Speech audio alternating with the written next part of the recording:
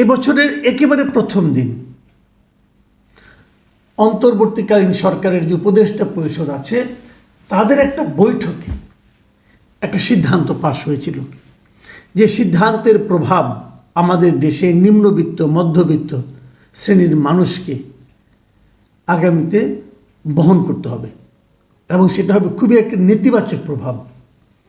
সেটা কি, তাদের ব্যবহৃত প্রায় শতাধিক জিনিসের দাম বাড়ার যে নীতিগত সিদ্ধান্তটা সেদিন ওই 1 তারিখের এই মিটিংয়ে হয়েছিল।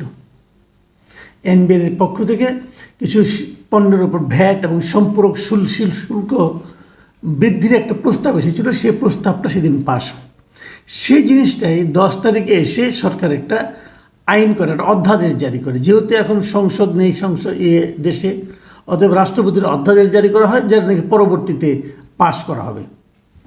এবং এই অধ্যাদেশের কারণে এই অর্থ বছরের মাঝামাঝি পর্যায়ে এসে প্রায় শতাধিক পণ্য ও সেবার উপর এই ভ্যাট বা সম্পূরক শুল্ক সরকার বাড়িয়েছে।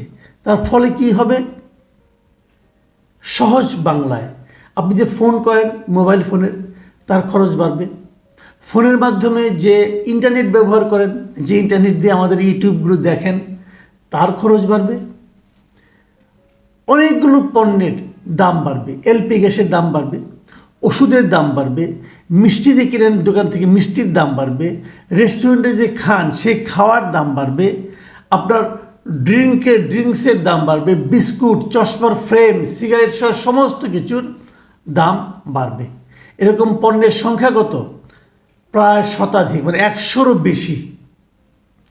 এবং এই দামগুলো কেন বাড়ানো হচ্ছে তার কোনো ব্যাখ্যা সরকারের পক্ষ থেকে এখন পর্যন্ত দেওয়া হয়নি। মানে এমন কোনো আমাদের জীবনের জন্য যা প্রয়োজনীয় ম্যাক্সিমাম জিনিসের দাম বাড়বে। আপনি দোকান থেকে পোশাক কিনতে যাবেন, পোশাকের উপর দাম বাড়বে, সেখানে ভ্যাট বাড়ানো হয়েছে। তারপরে আপনি ফেসিয়াল টিস্যু যেটা কিনেন, অনেকে পকেট টিস্যু কিনেন, ন্যাপকিন কিনেন, টয়লেট টিস্যু কিনেন, অনেকে কিনেন, এই প্রত্যেকটা জিনিসের উপর ভ্যাট বাড়ানো হয়েছে, যে কারণে ডাবল, আগে ছিল 7%, সেটা করা হয়েছে 15%। তারপরে প্রত্যেকটা জিনিসের দাম বেড়ে যাবে। বাচ্চাদের বিস্কুটের উপর দাম বাড়বে, ড্রিঙ্কস, জুস, ফলের রস, প্রত্যেকটা cake, tomato sauce, tomato ketchup, যেগুলো আমরা বাচ্চারা ছোটো ছোটো খায়, খুব পছন্দ করে খায়, এগুলোর উপর দাম বাড়বে।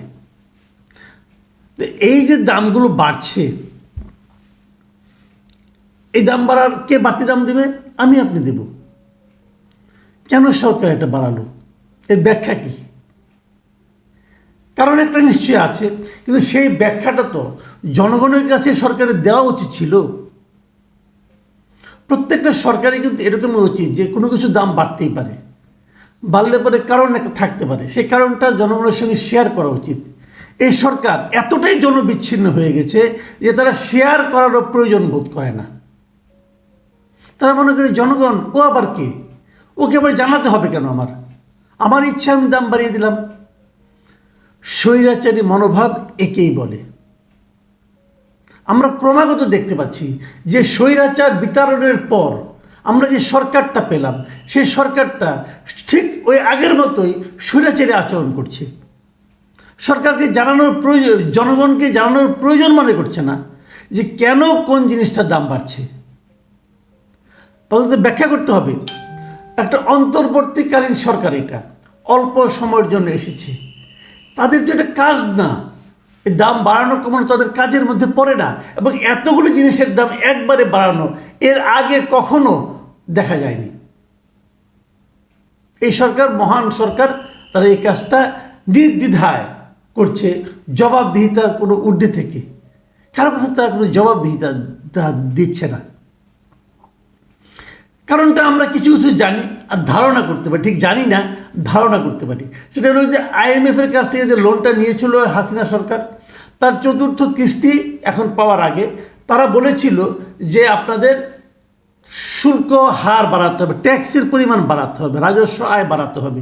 এবং রাজস্ব আয় বাড়ানোর অনেক পদ্ধতি আছে, কিন্তু রাজস্ব আয় বাড়ানো সবচেয়ে সহজ, আমরা খুব সহজ ভাষায় আপনাদেরকে বুঝিয়ে বলি। 2 ধরনের ট্যাক্স কিন্তু সরকার নেয় মানুষের কাছ থেকে। একটা ট্যাক্সকে বলা হয় প্রত্যক্ষ কর। প্রত্যক্ষ কর দু ধরনের হতে পারে। যেমন ধরেন ব্যক্তির কাছ থেকে সরাসরি করটা নিচ্ছে, যেমন আপনি যা ইনকাম করছেন সেই ইনকামের উপরে একটা ট্যাক্স দিচ্ছেন, ইনকাম ট্যাক্স বলা হয়। এটা হলো প্রত্যক্ষ ডাইরেক্ট ট্যাক্স বলা হয় এটাকে। আবার ধরেন আপনি বিদেশ যাবেন, তখন আপনি একটা ভ্রমণ কর দেন, কিন্তু ওইটাও একজন ব্যক্তির কাছ থেকে নেওয়া হয়, এটাও এক ধরনের প্রত্যক্ষ কর। আর পরোক্ষ কর কোনগুলো? পরোক্ষ কর হলো যে একদম আপনি একটা জিনিস কিনলেন, একটা দেয়াশালাই কিনলেন 2 টাকা দিয়ে, সেখানে আপনি কিন্তু কিছু ট্যাক্স দিলেন, ভ্যাট দিলেন। এটা হলো পরোক্ষ, মানে জনগণকে বুঝতে না দিয়ে তার কাছ থেকে টাকা নেওয়া, এটা হলো পরোক্ষ কর। এবং এই পরোক্ষ কর কিন্তু একদম রাস্তার যে ফকির তারও কাছ থেকে নেওয়া হয়। আর প্রত্যক্ষ করটা নেওয়া হয় একমাত্র বড় লোকদের কাছ থেকে, যাদের নাকি ইনকাম বেশি, তাদের কাছ থেকে। মজার ব্যাপার হলো সারা দুনিয়ার একটা রেশিও আছে। সারা দুনিয়াতে বলা হয়ে থাকে যে এই প্রত্যক্ষ কর হওয়া উচিত কমপক্ষে 40%। এটি নিয়ম, মোটামুটি উন্নত দেশগুলোতে এরকমই হয় যে প্রত্যক্ষ কর হয় 40%-এর মতো, মানে ধনীদের কাছ থেকে 40, যা ট্যাক্স তারা পায়, মানে সারা সরকার যে পরিমাণ ট্যাক্স আদায় করে যা 40% আদায় করে এই ধনীদের কাছ থেকে সরাসরি ট্যাক্স নেওয়ার মাধ্যমে। বাংলাদেশে সেটার পরিমাণ 20 থেকে 25-এর মধ্যে ঘোরাফেরা করে। একান্ত দরিদ্র লোককেও ট্যাক্স দিতে হয়, কিন্তু বড় লোকদেরকে তার ট্যাক্স ফাঁকি দেয় এবং সেই ট্যাক্সটা আদায় করতে পারে। এই যে বড় বড় ব্যবসায়ী দেখেন, বিশাল বিশাল ব্যবসায়ী, সামিট গ্রুপ বলেন, অথবা আপনি বসুন্ধরা বলেন, অথবা যমুনা গ্রুপ বলেন, যত বড় বড় গ্রুপ আছে, এদের ট্যাক্স দিয়ে যোগাযোগকে দেখেন, এরা কিন্তু খুব একটা ট্যাক্স দেয় না, ট্যাক্স ফাঁকি দেয় তারা। এমনকি আমি তো মনে করি এদের ট্যাক্স, বড় বড় যারা ধনী আছে তারা কত টাকা ট্যাক্স দিল এটা ঘোষণা করা উচিত, পাবলিক করা উচিত, পাবলিককে জানিয়ে দেওয়া উচিত যে এই ব্যবসায়ী এই বছর মাত্র এত টাকা ট্যাক্স দিয়েছে। শুনলে আপনাদের মাথা খারাপ হয়ে যাবে, শুনলে জাস্ট মাথা খারাপ হয়ে যাবে। তারা এত কম টাকা ট্যাক্স দেয়, এদের কাছ থেকে ট্যাক্স আদায় করতে, বরঞ্চ তারা ট্যাক্সের কাছ থেকে ট্যাক্স রেয়াত পায়। সরকার নানা রকম আইন করে, নানা রকম ফন্দি ফিকির করে তাদেরকে ট্যাক্স মৌকুফ করে দেয়, তাদের শুধু মৌকুফ করে দেয়। যত বাহাদুরি গরিব মানুষের উপর থেকে নেওয়া। তো এই যে ট্যাক্স তারা নিচ্ছে, এই নেওয়ার মাধ্যমে নানা রকম ফন্দি ফিকির করে মানুষকে যে মানে আপনার কঠিন নিগড়ের মধ্যে ঢুকাচ্ছে, তো এই মানুষগুলো বাঁচবে কীভাবে? এতদিন দেখেন একটা ট্রাক সেল ছিল, ট্রাকে করে গরিব মানুষের জন্য কিছু পণ্য দেওয়া হতো, সেটাও বন্ধ করে দেওয়া হয়েছে। 1 কোটির মতো লোককে টিসিবির কার্ড দেওয়া হয়েছিল, ওগুলো নাকি একই লোককে মানে বিভিন্ন রকম সরকারের সরকারের ক্ষমতাসীন যারা ছিল তাদের আত্মীয় স্বজনকে দেওয়া হয়েছিল। এরকম 37 লাখের মতো কার্ড বাতিল করা হয়েছে। ঠিক আছে, বাতিল করেছেন, ওগুলো অন্যায় হয়েছে। তো 37 লাখ কার্ড যখন বাতিল করে থাকেন, সেটা আপনি ট্রাক সেল বাড়ান, ওই পণ্যটায় ট্রাকের মাধ্যমে দেন। প্রত্যেকটা বাজারের মধ্যে, আমি তো মনে করি প্রত্যেকটা বড় বড় বাজারের চারপাশে যদি 4টা ট্রাক থাকে, তাহলে দ্রব্যমূল্য বাড়তেই পারে না। 4টা ট্রাক দিয়ে আপনি সেল করেন, গরিব মানুষ লাইন দিয়ে ওখান থেকে কিনবে, এই ব্যবস্থাটা করেন। সেদিকে মন নাই, কিন্তু মন কোন দিকে? ওটাকে বন্ধ করতে হবে। গরিব মানুষ আরও মরুক, না খেয়ে মরুক।